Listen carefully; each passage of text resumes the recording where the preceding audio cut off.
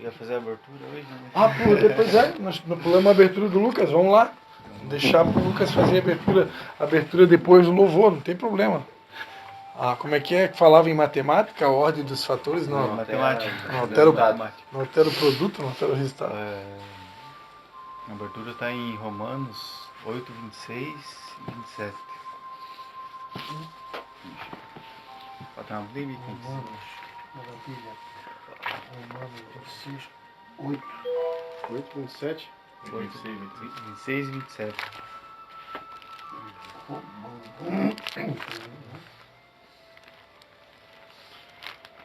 É o Lucas. Manda bala aí. Misericórdia. Romanos. Onde é que vocês estão aqui? 17. É 26 e 27. O versículo, o capítulo. É 8. 26 e 27, fechou. Deu. Aleluia.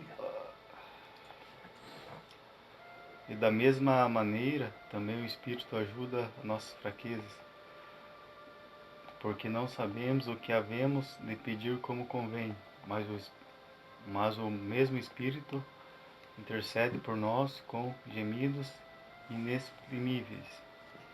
E aquele que examina os corações sabe qual a intenção do Espírito, porque ele, segundo Deus, intercede pelos santos.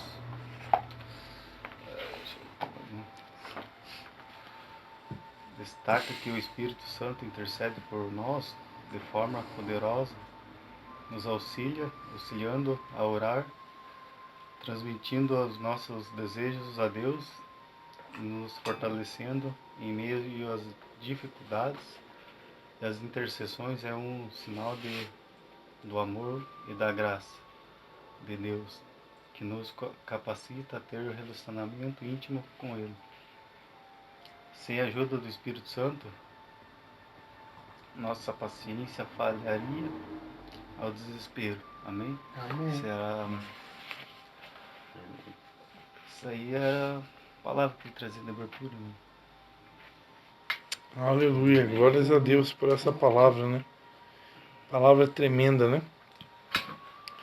Deus é tão bom que nos enviou o seu Espírito, né? E existem momentos realmente na nossa vida que a gente não sabe nem o que orar, o que pedir, o que falar, né?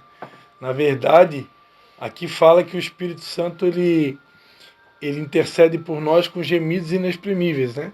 Mas tem momentos que é nós que gememos.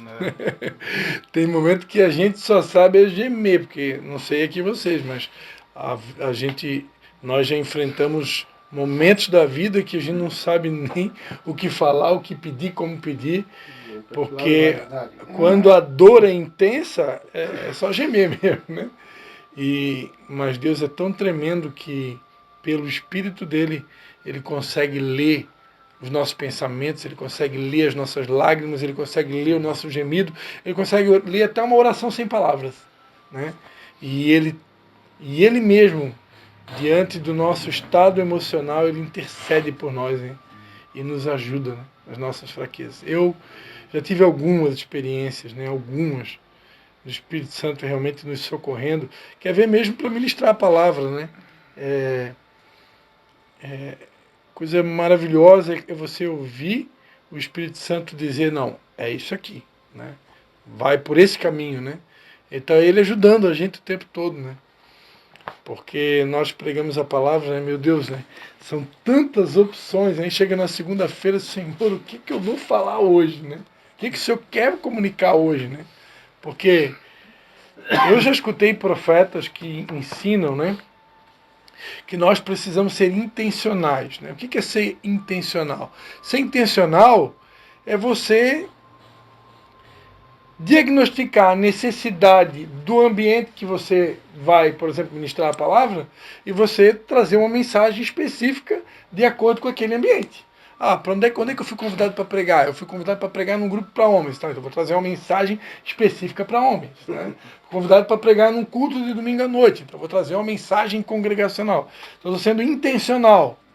Eu não discordo disso, eu creio que tem o seu valor, né? Só que eu, pastor Cristian, eu não sei pregar sem orar e pedir a Deus, Senhor, o que o Senhor quer? Se vai ser intencional, se não vai ser, o que vai ser, eu quero que ele diga qual que é a mensagem, a direção para a noite, né? E Deus nunca deixa a gente sem direção, né? Então por isso, e isso também é o Espírito Santo nos socorrendo, né? Porque eu poder um minutinho no banheiro? Sim, pode ir lá. Quase nunca tu prega, tu leva, né? Como assim? Tu sempre ele dá outra direção, às vezes dependendo da situação, né? Sim, sim. Dependendo do local, a casa, que a gente falou, vou levar É que Deus sabe, né, cara? Deus sabe para quem que ele tem que falar, o que ele tem que falar. A gente sabe, a gente não sabe. Ele que toca no nosso coração, né, com as palavras, né?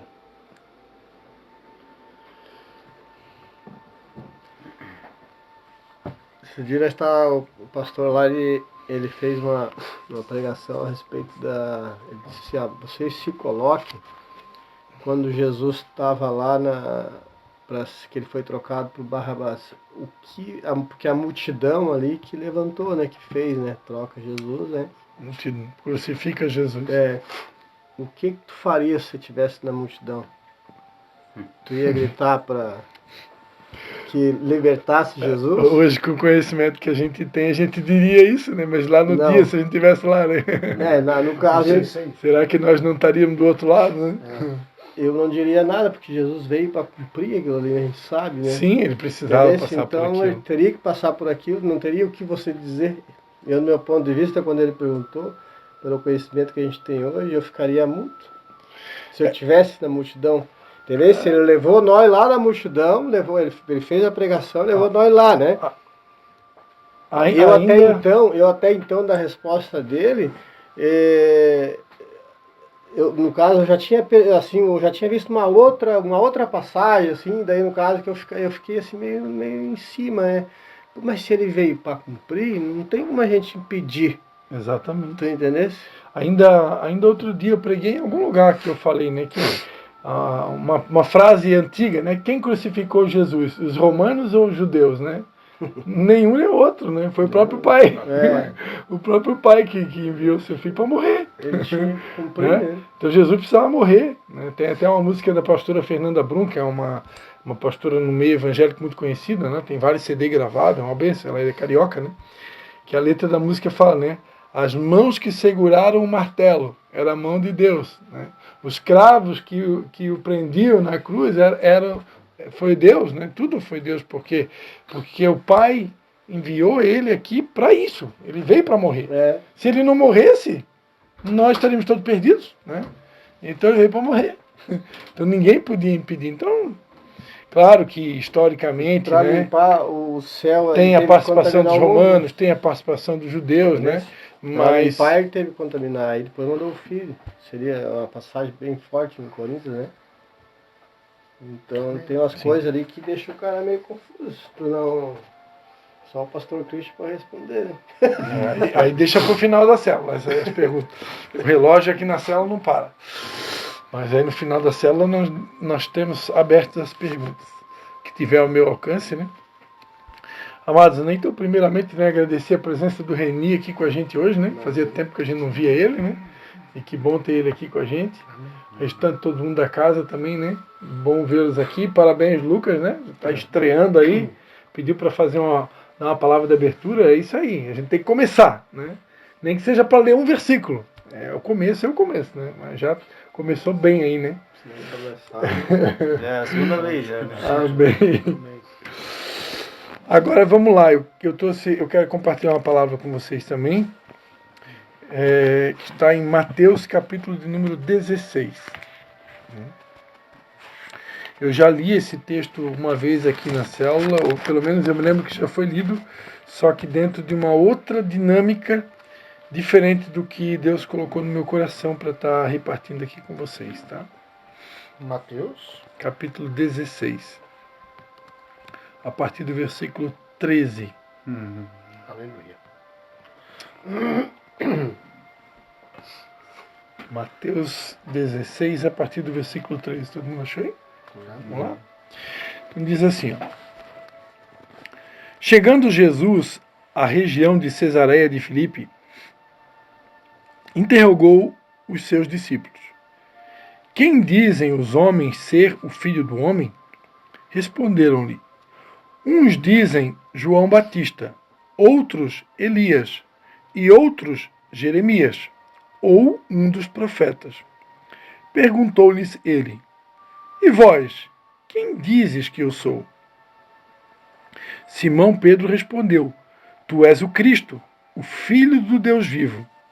Respondeu-lhe Jesus, bem-aventurado és tu, Simão Barjonas, pois não foi carne e sangue quem tu revelou, mas meu Pai que está nos céus. E também eu te digo que tu és Pedro, e sobre esta pedra edificarei a minha igreja, e as portas do inferno não prevalecerão contra ela. Eu te darei as chaves do reino dos céus. Tudo que ligares na terra será ligado nos céus, e tudo que desligares na terra será desligado nos céus. Então ordenou aos seus discípulos que a ninguém dissessem que ele era o Cristo. Desde então começou Jesus a mostrar aos discípulos que era necessário ir a Jerusalém, padecer muito dos anciãos, padecer muito, dos principais sacerdotes e dos escribas, ser morto, estava falando aqui agora, né? E ressurgir ao terceiro dia, no terceiro dia. Pedro, então, tomou-o de parte e começou a repreendê-lo, dizendo, Senhor, tem compaixão de ti, e isso de modo nenhum te acontecerá. Ele, porém, voltando-se, disse a Pedro, para trás de mim, Satanás, tu me serves de pedra de tropeço. Não compreendes as coisas que são de Deus, e sim as que são dos homens. Amém? Amém. Vamos fazer uma oração rapidinha aqui. Pai, eu quero te dar graças, Pai, por essa inspiração que o Senhor nos deu. E mais uma vez nós queremos declarar que nós dependemos da tua total direção. Por isso, Espírito Santo de Deus nos guia, nos instrui, nos direciona. Usa-nos para transmitir o que o Senhor deseja comunicar conosco na noite de hoje, Pai. Em nome de Jesus. Amém. Amém, amados? Essa passagem, uma passagem muito tremenda, muito conhecida, né? Onde Jesus chama os discípulos para perto e ele faz uma pergunta, né? Qual é o comentário que está rolando aí fora acerca da minha pessoa? Vocês estão aí, vocês estão no meio do povão aí, estão escutando aí nos bastidores, né, estão por dentro aí da carne seca. O que o pessoal aí, o que o povão aí está comentando? O que eles dizem? O que eles estão falando a respeito de mim? Quem que eles dizem que eu sou? Né? E aí então os discípulos começam a responder, olha, no meio aí do povão, é o seguinte, tem pessoas que acham que o Senhor é João Batista. Tem outros que acham que o Senhor é uma espécie de reencarnação do profeta Elias. Né? Que o Senhor possa ser o novo Elias. Mas tem outras pessoas aí que acham até que o Senhor possa ser o Jeremias. E tem também acha que o Senhor pode ser um outro profeta. Né? Ou um dos profetas do Antigo Testamento que voltou. E aí Jesus, diante desse comunicado, né, ele se dirige aos discípulos e pergunta, e vocês? E vocês? O que vocês pensam a meu respeito? Quem vocês acham que eu sou? Né? E aí então, Pedro, Simão Pedro, né, que era um dos discípulos mais ousados da turma ali, né, o cara era ousado, era metido, era corajoso, ele nem deixou ninguém, ele já foi o primeiro. Né? A mania de alguém tem que ser o primeiro, né? Não, deixa eu responder a pergunta, é comigo. Eu já tenho a resposta, né? Qual que é a resposta, Pedrão? É tu, Senhor, tu és o Cristo. Tu és o Cristo que havia de vir, tu és o Filho de Deus. Tu és o Messias que nós estávamos aguardando. É você. Quando Pedro ele tem essa revelação, porque o próprio Jesus depois vai dizer que ele teve uma revelação. Né? Quando Pedro tem essa revelação que nem veio dele, Jesus disse que isso foi o Pai, o próprio Pai que inspirou ele, o próprio Pai que revelou para Pedro. Porque Não teria outra forma disso acontecer, né? Pedro ter essa ideia assim mirabolante que ele era o Cristo, né? E quando, diante dessa afirmação de Pedro, né, Jesus disse: bem-aventurado és tu, né? Que é uma expressão que significa mais do que feliz. Isso é, tu és mais do que feliz. Tu és mais do que feliz, cara. Cara, tu é muito feliz. Tu é muito feliz. Por quê? Porque não foi a carne e o sangue, né? Não foi o teu intelecto, não foi a tua capacidade humana, não foi a tua inteligência, né? O teu muito saber, até porque ele era pescador, né? Pescador não tinha muito estudo, Faculdade. né? Não tinha uma faculdade de pescaria, pode ser, né? PhD em pesca, né? Pesca de barco, né? De rede. Mas ele era um cara simples, né? Então Jesus disse: olha, tu é mais do que feliz, porque não foi a tua carne, não foi a tua inteligência, não foi o teu conhecimento que trouxe essa revelação, mas o meu Pai que está no céu é que te deu essa revelação, que mostrou para você quem eu sou. E aí Jesus continua falando, e olha, tem mais. Eu te digo que tu és Pedro. A palavra Pedro, no grego, né, significa pedra, né? E tem uma outra palavra no hebraico, que é a palavra Cefas, que também significa pedra. Então, o nome dele, todo judeu quando ganha o nome, cada nome de um judeu tem um significado. Um pai judeu, quando ele coloca o nome no filho, ele já coloca com significado. E eu, sabendo disso, os meus filhos todos têm significado, né? Eu botei o nome da minha filha, a primogênita, de Anne Cristine. Anne em hebraico significa oração, e Cristine significa seguidora de Cristo. Então o nome da minha filha é Seguidora de Cristo de Oração. Esse é o nome dela, né? Traduzido para a nossa língua, né? E o meu segundo filho, Levi Marcos, que passou a ser o primogênito agora, porque eu descobri que quando nasce o filho homem, ele mesmo nascendo depois, ele passa a ser o primogênito agora da casa, porque é homem, né? Isso eu descobri agora depois de mais velho estudando, né? Em algum lugar eu estudei isso. É o primeiro filho? O primogênito é o primeiro que nasce. Mas se, no meu caso, né, a primogênita era uma menina, mas a partir do momento que nasceu o homem ele agora assume, ele agora é o primogênito. Porque não é mais ela. não é mais ela agora é ele. Até porque ela é mulher, né? Porque ela é mulher. O homem que é a base, né? O alicerce, né? Mas, enfim, ela é a primogênita mulher, claro. Ele é o primogênito homem, está tudo certo, né? E o Levi significa aquele que une, né? E Marcos é guerreiro. Então é um guerreiro que luta para unir, né? Então eu botei o nome de um filho de um guerreiro que vai lutar para unir, né? O diabo quer dividir, quer separar, quer divórcio, quer separação de amizade, separação de sociedade, ele quer dividir tudo, né? E Deus quer unir, né? Então ele vai lutar para unir, né? E a outra vai seguir a Cristo e trilhar um caminho de oração, né? E Pedro, provavelmente os pais de Pedro, quando colocaram esse nome dele de Cefas, né, ou de Pedro, estavam profetizando: meu filho, tu vai ser uma pedra, tu vai ser uma rocha. Quando tu crescer, tu não vai se curvar diante de qualquer obstáculo, tu não vai se curvar diante de qualquer probleminha, uma gripe o cara já morreu, né? Outro dia estava ouvindo uma mulher pregando, né, e ela falava, né, que a mulher, ela pode estar com gripe lá, 40 graus de febre, e ela está trabalhando, está lavando a louça, fazendo comida, limpando a casa, embalando o carrinho do bebê, né? Um homem deu gripe, deu febre, ele já vai para a cama. 37,5. 37 já está morrendo. Né? Então, até hoje está todo mundo tentando descobrir por que na Bíblia diz que a mulher é o sexo frágil, mas isso é uma outra pregação. E aí... Então Pedro, ele nasceu com esse destino, né, de ser uma pedra, de ser alguém firme, né? Embora que Simão tenha um outro significado, né? O nome dele ele também era conhecido como Simão Barjonas, né? E então Jesus disse: olha, tu és Pedro, né? Ou seja, tu é uma pedra. Mas Jesus, e sobre esta pedra, né, é por causa dessa frase aqui, desse versículo aqui, que a Igreja Romana, por exemplo, escolhe, desde uma época antiga, escolhe sempre um líder espiritual a nível mundial, que é conhecido como Papa, né? Nós, no entanto, temos um entendimento um pouquinho diferente, né? Por quê? A Bíblia chama Jesus de pedra angular. Né? O que é pedra angular? A pedra angular, né? O próprio Pedro depois vai falar isso, se você quiser abrir a Bíblia, né? Lá na primeira carta de Pedro, no capítulo de número 2, 1 Pedro,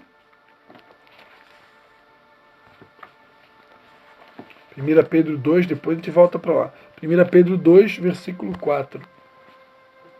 Opa, tá rápido no gatilho aí, né, rapaz? 1 Pedro 2, versículo 4. Versículo 4. Tecnologia tremenda. Olha aí, ó. Deu 4. Não, é o capítulo 2. Acho que foi no Versículo capítulo 4, 4, né? É o capítulo 2. Peraí. Pedro 2. Isso aí. Então diz assim, ó. Aqui já é Pedro. Na verdade não é Pedro que... Só uma curiosidade, tá? Não é Pedro que escreve a primeira e a segunda carta de Pedro, tá? Porque Pedro era um pescador, ele não tinha estudo. Então, tudo indica pela tradução Era que só Paulo, na verdade, que tinha mais estudo era Paulo. Então Pedro narrou e alguém escreveu para ele. Eu não me lembro agora se tem aqui na própria carta de Pedro, se tem aqui, aqui não tem. Aqui agora eu não me lembro quem que escreveu a carta de Pedro, mas enfim, ela foi narrada por ele, né? Foi narrada por ele. Por isso que é a carta de Pedro, primeira e a segunda carta de São Pedro, que é o mesmo Pedro que está tendo a conversa lá com Jesus, né? Pedro, tu és pedra, e sobre esta pedra edificaria a minha igreja. Mas olha, quem que é essa pedra que seria edificada a igreja? 1 Pedro 2, versículo 4. Aqui já é Pedro falando, né?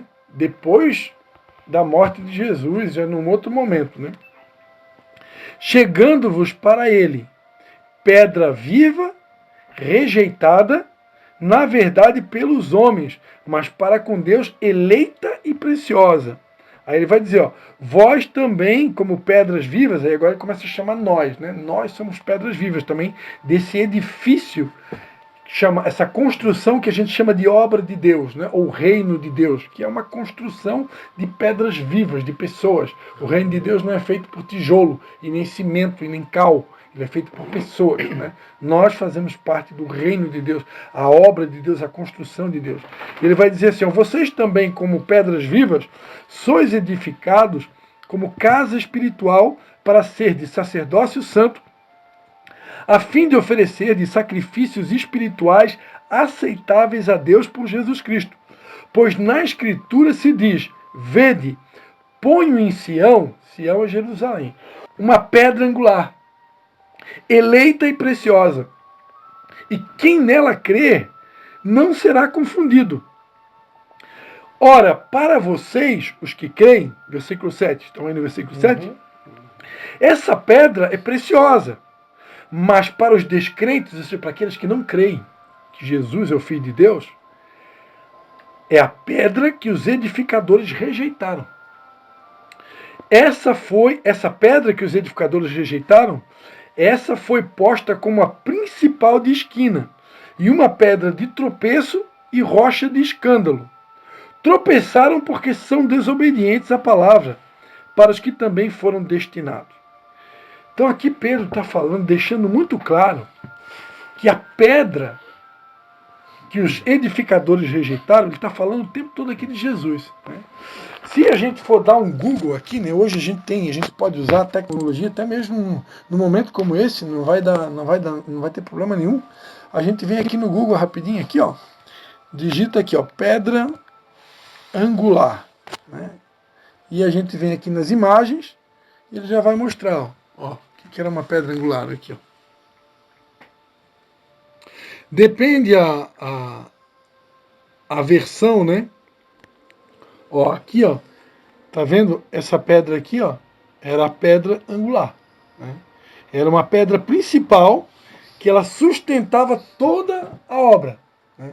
Era como se fosse, hoje a gente chama de fundamento, né? O cara vai construir um edifício, primeiro de tudo é o fundamento. Aquele fundamento vai segurar todo o restante do edifício. Então Jesus ele é chamado de pedra angular, ou seja, é a pedra que dava sustentação para todo o restante da construção. Tanto é que aqui em 1 Coríntios, olha só, hoje a nossa célula vai estar mais em tom de estudo bíblico hoje, tá? Hoje está um pouco diferente aqui, o Espírito Santo está... 1 Coríntios 3. 1 Coríntios 3. Opa! 1 Coríntios. Lá também é conhecido pedra angular, né? Também é pedra angular. Utilizando as antigas construções caracterizadas, né? 1 Coríntios 3. Né? Qual versículo? Versículo 10. Aqui é Paulo, São Paulo, escrevendo uma carta a uma igreja que se chamava a igreja de Corinto, na Grécia, né? Que é chamada de a carta aos Coríntios, ou seja, os habitantes da cidade de Corinto, na Grécia. Então ele escreve a primeira e a segunda carta. Aqui ele está escrevendo a carta aos Coríntios, né? E ele vai dizer assim, ó, 1 Coríntios capítulo 3, versículo 10. Segundo a graça de Deus que me foi dada, pus eu, como sábio construtor, o fundamento. Né? Ele está dizendo, ó, eu como um sábio construtor, não construtor de obra física, mas um construtor de uma obra espiritual. Eu como um sábio construtor, a primeira coisa que eu fiz, eu coloquei o fundamento. Comecei pelo fundamento. Né? Comecei uma obra aqui com a igreja aqui em Corinto. E como é que eu comecei essa obra? Eu comecei pelo fundamento. E outro, né, ou seja, vai vir outras pessoas depois de mim que vão continuar essa obra e vão edificar sobre a obra que eu comecei. Mas cada um presta atenção como edifica sobre ele. Ele vai dizer. Cada um que vier depois de mim, presta atenção como que você vai continuar essa obra. Aí ele continua. Já estou meio que traduzindo para vocês, né? Versículo 11. Pois ninguém pode pôr outro fundamento além do que já está posto. O qual é Jesus Cristo. Né? E se alguém sobre este fundamento levantar um edifício, ele vai continuar falando, né? Mas aqui eu quero chamar a atenção assim, ó, ninguém pode colocar outro fundamento além do que já está posto. Ou seja, o qual é Jesus Cristo. Se eu tentar começar eu quero ensinar a Bíblia, eu quero edificar a obra do Reino de Deus, e eu tentar colocar outro fundamento, eu não posso. Ele está dizendo aqui, o fundamento já foi colocado. A pedra principal já tem o nome. Qual que é o nome? Jesus Cristo. Amém. Então, por mais que eu possa amar São Paulo, São Pedro, João, Davi, Maria, qualquer personagem bíblico pode ser, mas eu não posso deixar que nenhuma pessoa substitua o fundamento. O fundamento já está posto. E esse fundamento, que é chamado de pedra angular, se chama Jesus Cristo. Ele é a base de toda a obra. Né? Ele é caminho, verdade e vida. E aí, voltando lá para Mateus, quando Jesus diz para Pedro, Mateus 16, 18, né? Jesus vai dizer, eu também te digo que tu és Pedro, aí Jesus diz assim, sobre esta pedra edificarei a minha igreja. Olha o que Jesus estava falando. Jesus estava dizendo assim, ó, vamos fazer um teatro aqui. Imagina que o Lucas é Pedro, né? Vem cá, Lucas, fica de pé aqui. Vamos fazer um teatro aqui. Vamos lá. Olha, imagina que eu estou interpretando Jesus aqui hoje, né? E o Lucas está interpretando Pedro. Né? Então, tá com cara de Pedro, né? Já pescou alguma vez na vida? Não gostava de pescar? Pescou e perdeu lá. Então, olha como é que foi a conversa. A conversa foi assim, ó. Bem-aventurado és tu, Simão.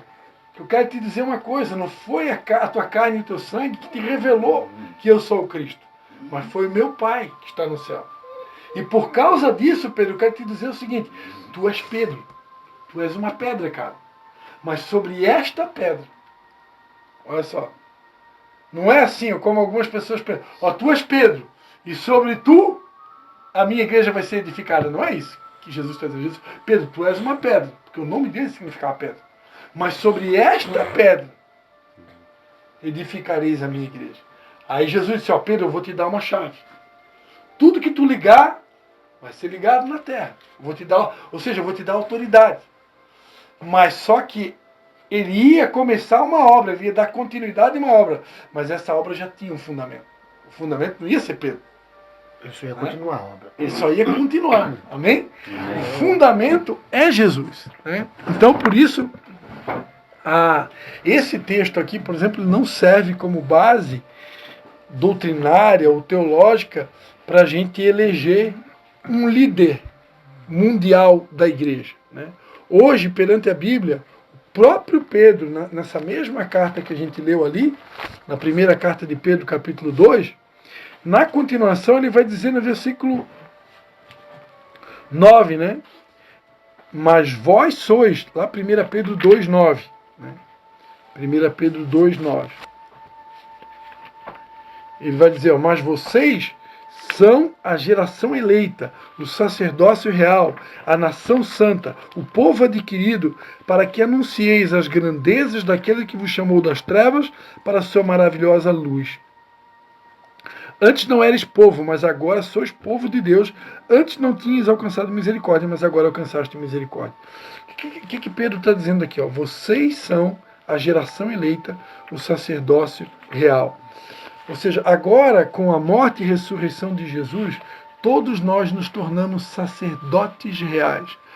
Na antiga aliança, só tinha um sumo sacerdote que se comunicava com Deus, ele representava o povo, ele falava com Deus e ele era o meio-campo. Era o cara que ele seria o líder espiritual da nação. Né?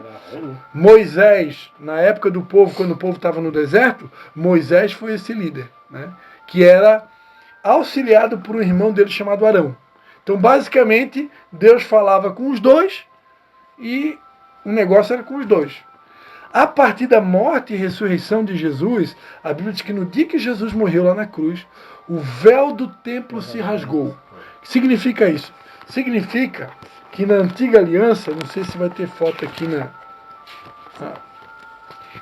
na antiga aliança. Significa véu. Vamos lá. Vamos dar um Google aqui, ó. Tabernáculo. Opa. Tabernáculo de Moisés. Deus, na antiga aliança, existia um tabernáculo. Né? Vamos pegar uma foto aqui que fica bom aqui. Eu gosto dessa foto aqui, que eu tenho um livro com essa foto aqui. Se dá para ampliar aqui para vocês.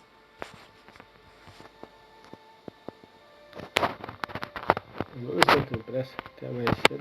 Eu? 5, 6 horas da manhã tá bom. Ó, vocês conseguem ver aqui, ó. O tabernáculo de Moisés era uma espécie de uma tenda que ela tinha 3 divisões aqui, né? E aqui, já para entrar na primeira parte da tenda, que era chamado de lugar santo, tinha um véu. Tá vendo? Isso eram panos que tinha ali, ó. Tá vendo que aqueles panos ali seriam panos para entrar? É uma tenda. Né? Lá dentro vai ter uma outra repartição, que é a divisória entre o lugar santo e o santo dos santos, que também é dividido por um véu, por um pano. É um pano, né? Aqui dentro desse lugar, tá vendo, tem uma fumacinha aqui, ó.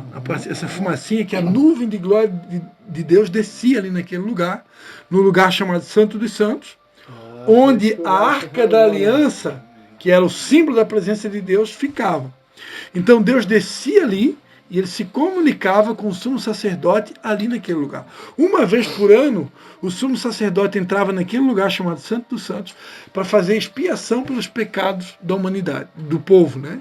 Ele pegava o sangue de um cordeiro, de animais que era derramado, e ele aspergia esse sangue em cima da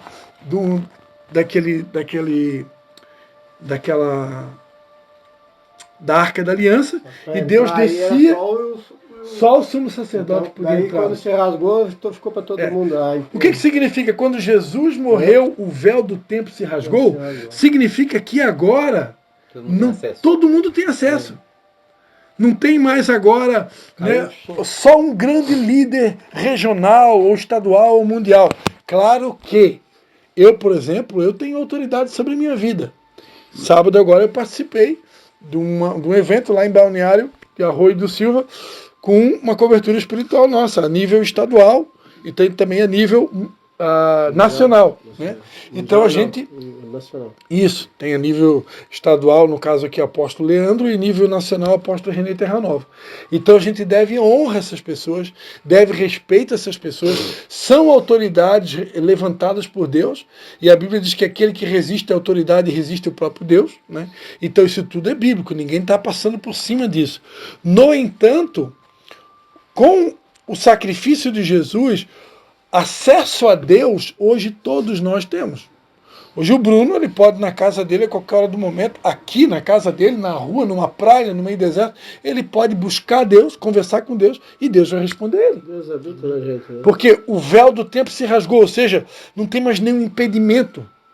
Nada mais me impede de ter acesso a Deus. Né? A partir do momento que Jesus morreu e ressuscitou, agora todos nós temos acesso a Deus. Eu posso acessar a Deus a qualquer hora do dia. Né? E eu não preciso de um intermediário. Agora, eu posso dizer que sou uma espécie de intermediário de vocês? De uma certa maneira, no sentido, por ser um pastor, talvez ter um pouco mais de conhecimento. Se algum de vocês tiver alguma pergunta que eu posso responder, posso ajudar, posso auxiliar, posso aconselhar, posso orar, mas vocês também têm acesso a Deus. Vocês também podem buscar diretamente na fonte. Amém? Amém. Então, hoje, nós podemos e devemos respeitar líderes espirituais, né? Mas não existe mais, não existe alguém que seja o único líder espiritual mundial, ou o único líder espiritual. Não existe mais isso. Isso não existe. Né? Que nem eles colocam o Papa. Agora, eu seria uma pessoa muito ignorante, de desprezar totalmente, por exemplo, uma informação do Papa. Né? Se ele tiver, por exemplo, fazendo um pronunciamento mundial de um assunto importante, vamos botar aí o aborto, por exemplo. Aborto é um assunto federal, internacional, que para nós cristãos é um assunto importantíssimo. Né? A Bíblia diz que Deus é que dá a vida e Deus que tira a vida. Ou seja, a única pessoa no planeta que está autorizada a dar a vida e tirar a vida é Deus. Qualquer ser humano que tentar passar por cima de Deus, tá certo isso? Tem direito de tirar a vida de alguém? Tem direito de tirar a minha vida? Deus dá, só ele tira. Só Deus dá, só Deus tira. Né? Então, se o Papa, por exemplo, vem fazer um pronunciamento mundial acerca desse assunto, eu posso ouvi-lo? Posso. Devo ouvi-lo? Devo. Vou examinar o que ele falou, porque é uma autoridade. Né? Eu vou examinar tudo. Se ele falar alguma abobrinha, eu descarto. Né? Mas se ele falar alguma coisa que tem fundamentação bíblica, por que não ouvir? Né? Não tem nada de errado. Agora, nós não podemos achar que existe uma única pessoa hoje que tem acesso a Deus, porque hoje todos nós temos acesso a Deus. Se ele falou, tá falado. Não? Tem o conhecimento da gente, né? Aí buscou a resposta da nossa. Já na época, Porque ele é o cara que vai aceitar tudo que ele falou, né?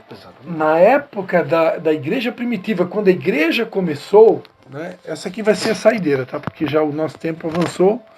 Eu só vou convidar você a ler esse versículo. Abre aí a sua Bíblia em Atos dos Apóstolos, capítulo 17. Atos 17, versículo 13. Atos é um livro que ele fala, né, dos atitudes dos apóstolos, né? Eram as obras dos apóstolos, os atos, os feitos dos apóstolos. E tudo isso aconteceu bem no começo da igreja. Né? 17, 13. Atos 17, 13. Não, a gente vai ler versículo 10 em diante. 17, Atos 13. 17, versículo 10. 10, tá? Ó, assim, posso ler aí? Atos 17, capítulo 17. Está em Coríntios, né? Isso, Atos 17, versículo 10. Isso. Ok? Então diz assim na minha versão. Assim que escureceu, os irmãos enviaram a Paulo e Silas para Bereia. Né? Os irmãos, discípulos, na época, pegaram 2 líderes, né, Paulo e Silas, e enviaram ele para uma cidade chamada Bereia. Tendo eles chegado lá, foram à sinagoga dos judeus. Ora, estes, aqui está falando dos bereanos, tá? Que são os moradores, os habitantes da cidade de Bereia. Uma cidade chamada Bereia. Aí vai dizer assim, versículo 11. Ora, estes, quem são estes? Os bereanos, da cidade de Bereia. Foram mais nobres do que os habitantes de Tessalônica, porque de bom grado receberam a palavra, examinando cada dia nas Escrituras, segundo se estas coisas eram assim. O que está dizendo aqui? A Bíblia está dizendo que quando Paulo e Silas chegaram nessa cidade de Bereia, eles constataram que os bereanos eles eram mais nobres do que os habitantes de Tessalônica. Tem aqui na Bíblia tem a primeira carta e a segunda carta aos Tessalonicenses, que são os moradores de Tessalônica, né, que é uma outra cidade. E aqui a Bíblia está dizendo que foi constatado que os moradores da cidade de Bereia eles eram mais nobres do que os da cidade de Tessalônica. Por qual motivo? Porque eles, além de receber a palavra de bom grado, eles examinavam se aquilo que estava sendo ensinado era real, era verdadeiro. Tipo, não é um cara que aceita bobo, tudo. né? Não era bobo. Que tem gente que é massa de manobra, né? Massa de manobra. Né? Que tipo, aceita tudo, não consulta nada. Tudo que fala, e isso não é considerado nobreza. Nobreza é vocês terem o direito de questionar se o que eu estou falando é verdade. É vocês terem o direito de pesquisar se o pastor Cristo, o que ele está falando, tem começo, meio e fim, tem nexo, isso é real mesmo. Então, esses caras, eles pesquisavam. Então, hoje, independente de quem estiver falando, ou se expressando em qualquer lugar do Brasil ou do mundo, se for um líder religioso, é meu dever examinar sim. Porque ninguém é dono da verdade. Todo mundo está no processo. Né? E eu posso errar. Né? Um grande líder religioso pode falar, pode errar, o Papa pode errar. E se errar, né, eu não preciso aceitar tudo que me é ensinado. Né? E aí, agora para encerrar mesmo, tá? Olha só como que o próprio Pedro, olha só uma frase de Pedro aqui, ó, em Atos dos Apóstolos, capítulo 4, versículo 19. Quando Pedro e João são levados diante do Sinédrio, Atos capítulo 4, versículo 19, né? Aqui Pedro e João foram levados diante de autoridades, né? E aqui eles responderam. Atos 4, 19, deixa eu ir? Aqui, ó, responderam, porém, Pedro, o mesmo Pedro lá que Jesus está dizendo, ó, tu és pedra, né? Responderam, porém, Pedro e João, julgai vós se é justo diante de Deus obedecer antes a vós do que a Deus. Né? Julguem vocês se é justo obedecer a vocês ou obedecer a Deus. Né? Então, o que eles estão dizendo aqui? Quando uma autoridade, e aí entra para autoridades também a nível legislativo, executivo, judiciário. Se uma autoridade, ela pode ser uma autoridade, e a Bíblia diz que toda autoridade é constituída por Deus. Se essa autoridade me obrigar a fazer uma coisa que vai contra um princípio de Deus, eu não sou obrigado a obedecer. Se alguém mandar eu matar, eu não vou matar. Se alguém mandar eu roubar, eu não vou roubar. Se alguém mandar eu adulterar, eu não vou adulterar. Se alguém me obrigar a casar um homem com outro homem, eu não vou casar um homem com outro homem. Porque eu não acredito nisso. Então isso se chama obediência cega. Eu não sou obrigado a aceitar tudo que me empurra de goela abaixo. Um cristão, ele pesquisa tudo que é falado e ele vai, não, isso aqui eu concordo, isso eu não concordo. Isso eu aceito, isso eu não aceito. Isso a Bíblia ensina diferente. É bem poucos que pesquisam. Então tem gente que tudo que ele ouve, ele já vai aceitando de cara. Né? E eu não tenho que aceitar de cara tudo. Tudo que eu escuto, tudo que eu ouço, eu posso pode ser o líder mais ungido. Eu tenho que examinar. Tem fundamentação bíblica? Tem base bíblica? Se tiver, eu aceito. Se não tiver, eu não preciso aceitar. Amém? Amém. Vamos parar por aqui hoje, né? Hoje, Deu uma esticada, eu confesso para vocês que deu uma inspirada. Deus nos surpreendeu, né? Porque eu achei que eu ia pregar outra coisa para vocês, né? Mas Deus queria nos conduzir a um pequeno estudo, né?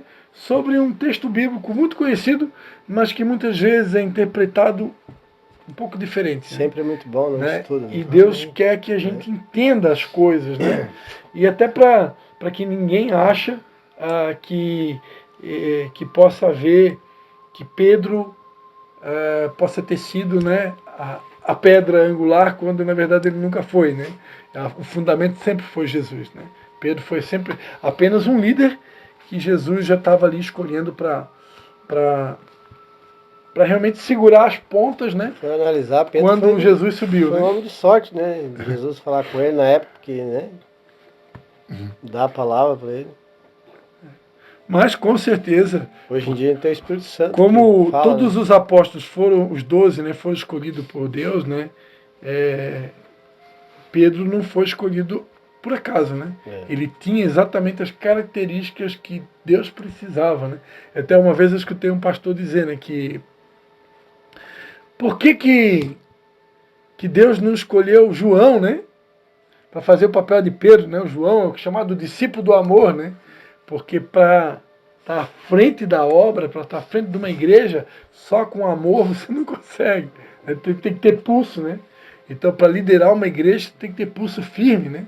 Não é só amor o tempo todo, não. Tem hora que você tem que ser firme, embora que ser firme também, muitas vezes, é agir com amor, né?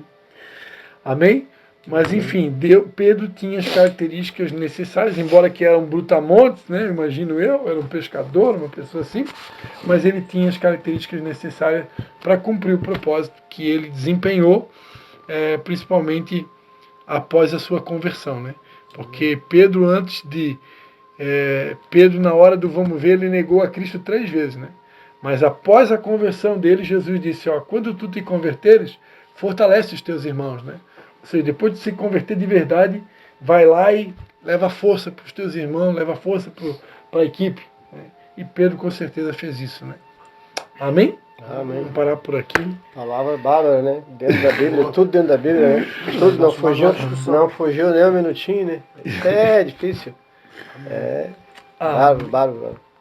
Só agradecer, né? Aleluia.